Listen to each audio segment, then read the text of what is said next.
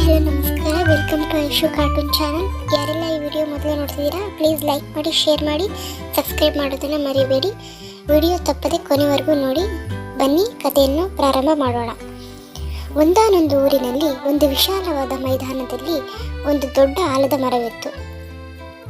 ಪ್ರತಿದಿನ ಈ ಮರದ ಬುಡದಲ್ಲಿ 10 ದನ ಕಾಯುವ ಹುಡುಗರು ಆಟವಾಡುತ್ತಿದ್ದರು. ಆಟದ ನೆಪದಲ್ಲಿ ಮರಗಳನ್ನು ಕಲ್ಲಿನಿಂದ ಕುಟ್ಟುತ್ತಿದ್ದರು, ಟೊಂಗೆಗಳನ್ನು ಕಡಿಯುತ್ತಿದ್ದರು, ತೊಗಟೆಗಳನ್ನು ಕೆತ್ತುತ್ತಿದ್ದರು. ಹೀಗೆ ಹಿಂಸೆಗೊಳಗಾದ ಮರಕ್ಕೆ ತನಗಾದ ಪರಿಸ್ಥಿತಿ ಕಂಡು ಅಳು ಬಂದಿತು. ನನ್ನ ನೆರವಿಗೆ ಯಾರೂ ಬರುವುದಿಲ್ಲವೇ ಎಂದು ಗೋಳಾಡತೊಡಗಿತು.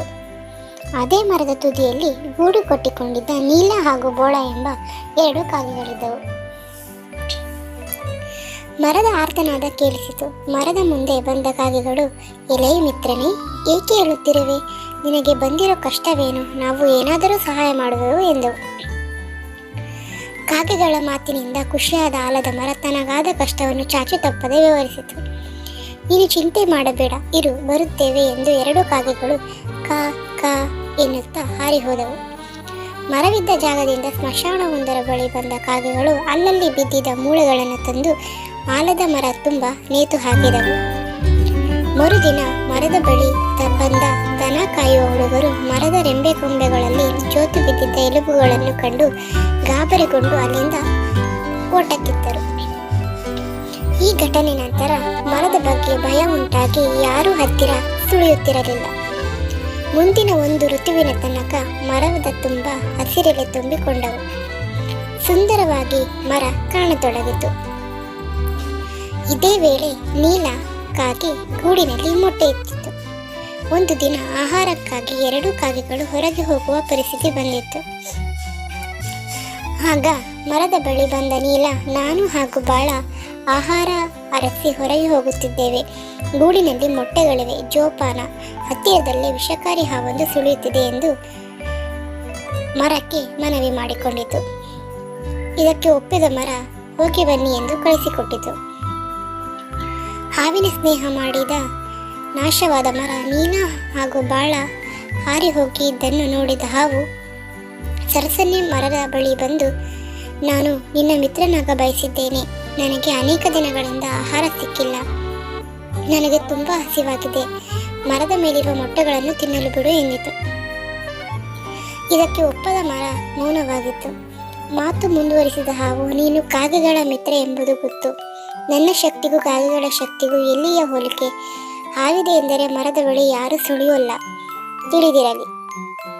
ನಿನ್ನನ್ನು ನಾನು ರಕ್ಷಿಸುತ್ತೇನೆ ಎಂದು ಮಾತಿನಲ್ಲಿ ಮರುಳು ಮಾಡಿತು.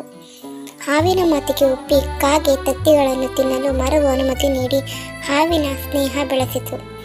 ಬೆಂಕಿಯನ್ನು ಉಸಿರಾಡುವ ಕಲೆಗಿಂತ ಆರಿಸುವ ಕಲೆ ಮುಖ್ಯ. ಮರಳಿ ಬಂದ ಕಾಗೆಗಳಿಗೆ ಆಘಾತ. ಗೂಡಿಗೆ ಮರಳಿದ ಕಾಗೆಗಳಿಗೆ ಮೊಟ್ಟೆ ಇಲ್ಲದಿರುವುದು ಕಂಡು ಆಘಾತವಾಗಿತ್ತು. ಗೆಳೆಯ ಎಂದು ನಂಬಿದ್ದ ಮರವು ಹಾವಿನ ಸ್ನೇಹ ಮಾಡಿರುವುದು ತಿಳಿಯಿತು. ನಂಬಿಕೆ ದ್ರೋಹ ಮಾಡಿದ್ದು ತಿಳಿದು ದುಃಖಿಸಿದವು. ಮರದ ಬಗ್ಗೆ ತಿರಸ್ಕಾರ ಮೂಡಿ ಕೃತಜ್ಞ ಮರವನ್ನು ತೊರೆಯಲು ನಿರ್ಧರಿಸಿದವು. ಮರಕ್ಕೆ ಈ ಬಗ್ಗೆ ಏನು ತಿಳಿಸದೆ ಅಲ್ಲಿಂದ ದೂರ ಹಾರಿದವು. ನಂತರ ಹಾವಿನ ಜೊತೆ ಗೆಳೆತನ ಗಟ್ಟಿ ಮಾಡಿಕೊಂಡ ಮರವು ಮರದಲ್ಲೇ ವಾಸಿಸಲು ಹಾವಿಗೆ ಸ್ಥಾನ ನೀಡಿತು. ಮರಕ್ಕೆ ಮಾತು ಕೊಟ್ಟಂತೆ ಮರದ ಬಳಿ ಯಾರೂ ಸುಳಿಯದಂತೆ ಮಾಡಲು ಹಾವು ನಿರ್ಧರಿಸಿತು. ಮರದ ನೆರಳಿನಲ್ಲಿ ಸುಮ್ಮನೆ ಕುಳಿತವರನ್ನು ಕಚ್ಚತೊಡಗಿತು. ಸಾವು ನೋವು ಹೆಚ್ಚಾಗಿ ಊರಿನ ಮುಖಂಡರಿಗೆ ದೂರು ಹೋಯಿತು. ಹಾವು ಮರ ಇರುವುದರಿಂದ ಹಿಡಿಯುವುದು ಕಷ್ಟ. ಸುತ್ತಲೂ ಇರುವ ಪೊದೆ ಒಣಗಿದ ಹುಲ್ಲಿನ ರಾಶಿಗೆ ಬೆಂಕಿ ಹಾಕಿ ಕೊಲ್ಲೋಣ ಎಂದು ಊರಿನ ಜನರು ನಿರ್ಧರಿಸಿದರು. ಅದರಂತೆ ದುಷ್ಟ ಹಾವು ಕೂಡ ಬೆಂಕಿಗೆ ಬಿದ್ದು ಪ್ರಾಣ ಬಿಟ್ಟಿತು. ಆದರೆ ಬೆಂಕಿ ಜ್ವಾಲೆ ಹೆಚ್ಚಾಗತೊಡಗಿತು. ಹಾವು ಸತ್ತದನ್ನು ಖಚಿತಪಡಿಸಿಕೊಂಡ ಗ್ರಾಮಸ್ಥರು ಮರದ ಬಗ್ಗೆ ಯೋಚಿಸದೆ ಅಲ್ಲಿಂದ ಹೊರಟರು. ಹಾವು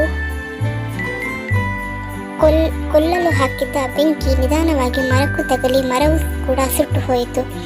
ದುಷ್ಟ ಹಾವಿನ ಸಹವಾಸ ಮಾಡಿದ್ದಕ್ಕಾಗಿ ಮರ ಕೂಡ ಸಾಯಬೇಕಾಯಿತು. ಇದರಿಂದ ತಿಳಿಯುವುದೇನೆಂದರೆ ದುಷ್ಟರಿಂದ ದೂರ ಇರಿ. ನಿಮ್ಮ ಸ್ನೇಹಿತರನ್ನು ಹುಷಾರಾಗಿ ಜಾಣ್ಮೆಯಿಂದ ಆಯ್ಕೆ ಮಾಡಿ. Thank you for watching. Please ಹೀಗೆ ಸಪೋರ್ಟ್ ಮಾಡಿ, ಸಬ್ಸ್ಕ್ರೈಬ್ ಮಾಡೋದನ್ನು ಮರಿಬೇಡಿ. Thank you.